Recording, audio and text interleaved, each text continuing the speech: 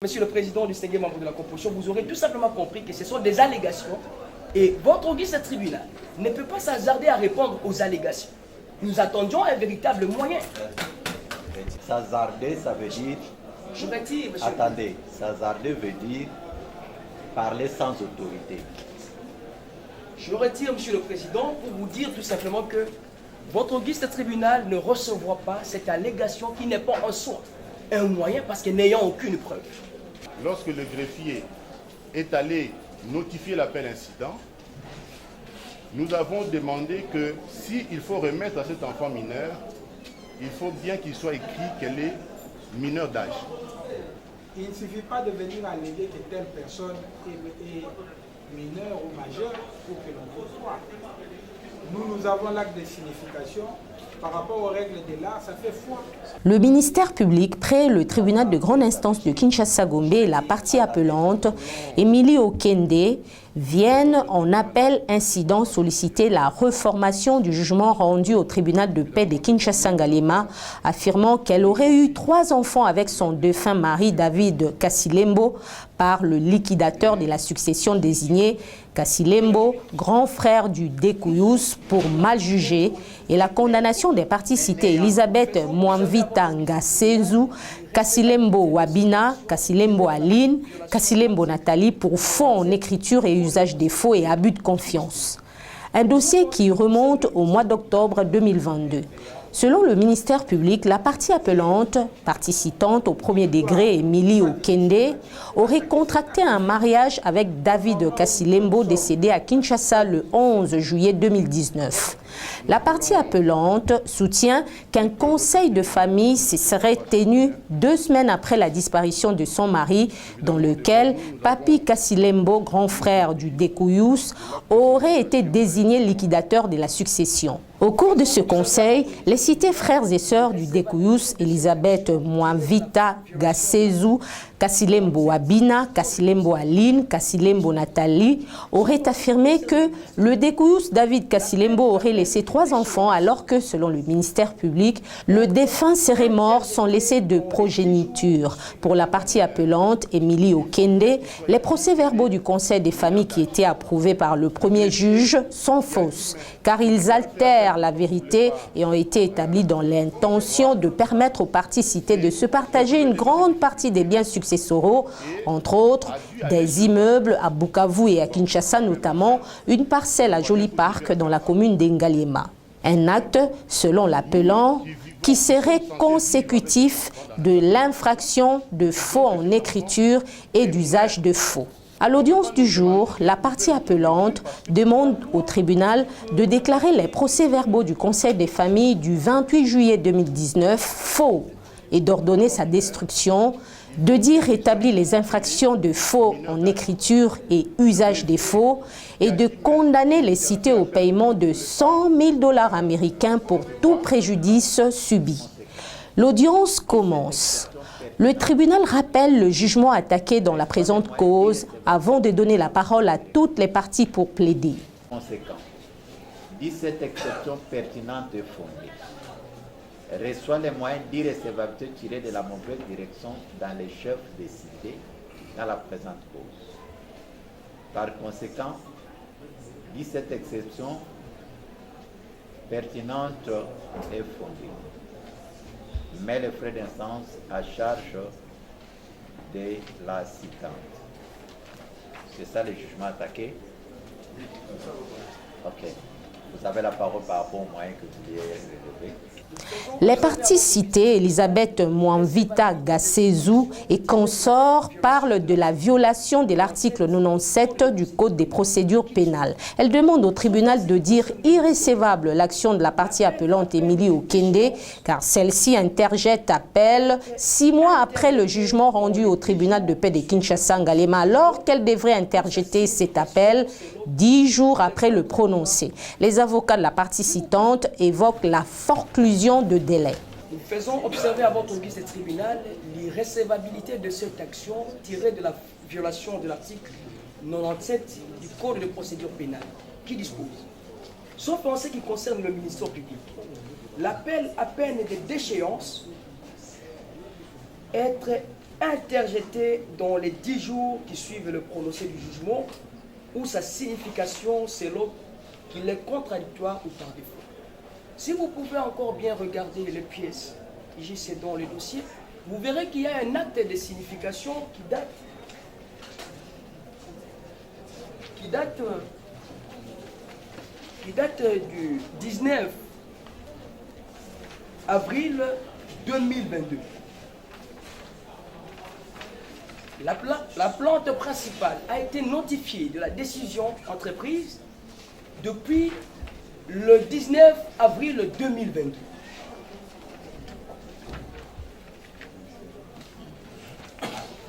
Sinon, je vous sers avec eux.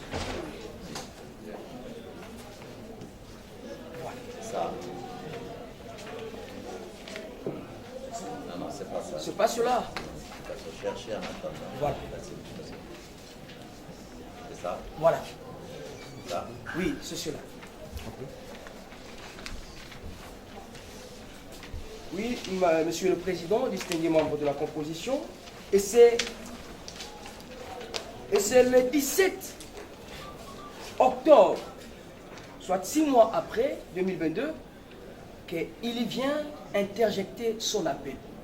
Et donc aujourd'hui, il n'y a pas moyen de le recevoir dans ses prétentions.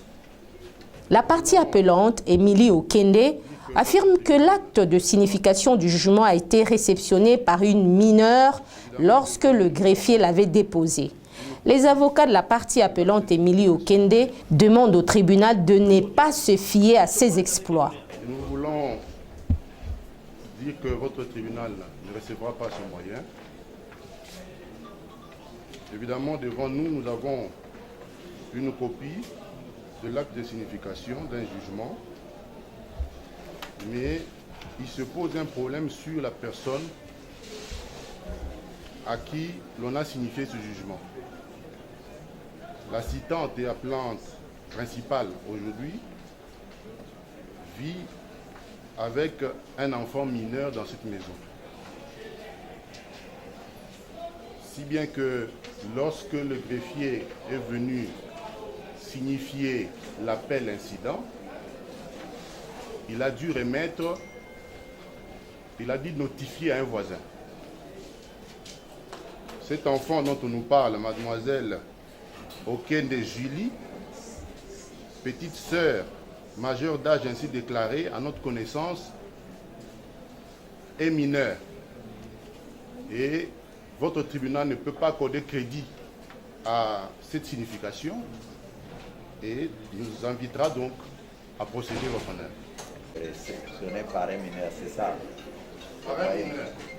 Nous n'avons jamais eu ce jugement parce que nous-mêmes nous sommes passés au greffe et nous avons pu avoir ceci certifié conforme à l'original quelques jours avant cette audience. Ce qui suscite un vif débat entre parties. Et cet acte de signification, ce sont les déclarations, les mentions d'un assermenté. Le greffier qui s'était transporté sur les lieux, qui vous fait observer ce qu'il a rencontré.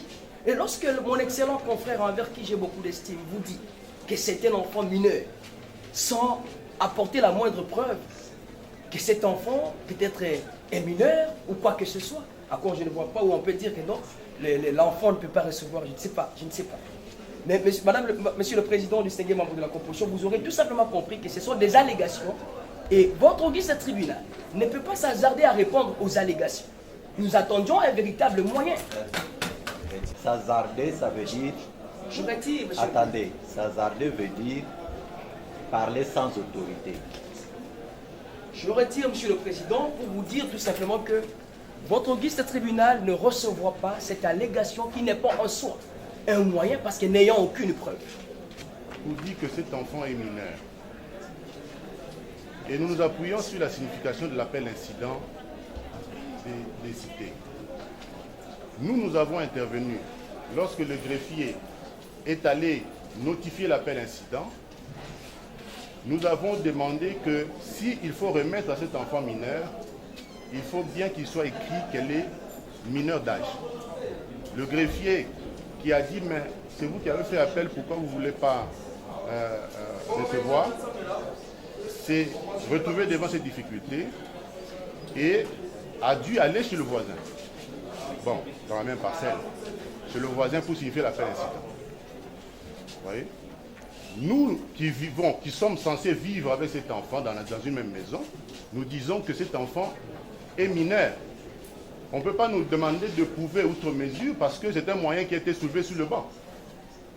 Votre tribunal ne recevra pas ce moyen et il nous laissera présenter les motifs d'appel. Votre honneur, nous avons dit. De la composition, vous vous rendrez compte que la signification est faite pour faire parvenir l'information tout au long du développement de son moyen, de sa réplique. Il vous a bel et bien démontré qu'ils ont pris connaissance du jugement.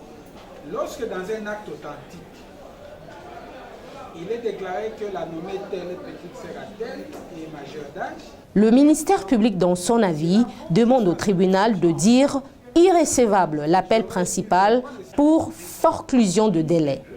Lorsque dans un acte authentique, il est déclaré que la nommée telle petite sœur à telle est majeure d'âge, donc cela vaut jusqu'à son inscription en faux.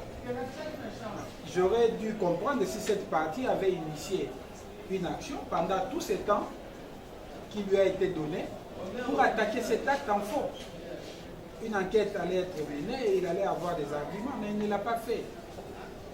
Il ne suffit pas de venir alléguer que telle personne est mineure ou majeure pour que l'on vous croie. Nous avons l'acte de signification. Par rapport aux règles de l'art, ça fait foi. Et il doit soit initier une action pour attaquer cet acte. Mais au moment où nous en sommes, à ce stade du procès, votre tribunal constatera que le jugement a été signifié le 19 avril 2022 et que la partie appelante principale a interjeté appel en date du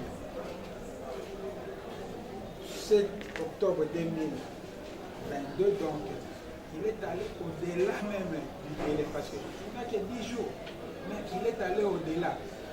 Mais j'apprécie quand même son courage de venir soutenir de telles actions. C'est comme un militaire qui est envoyé au front sans munitions, sans armes.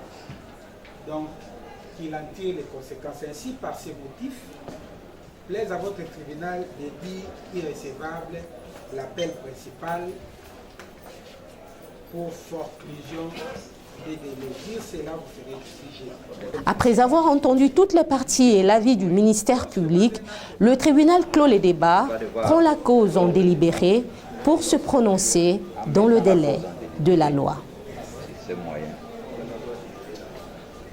Prendre sa décision plus tard, le 14 avril 2023. Un vrai merci. Au suivant.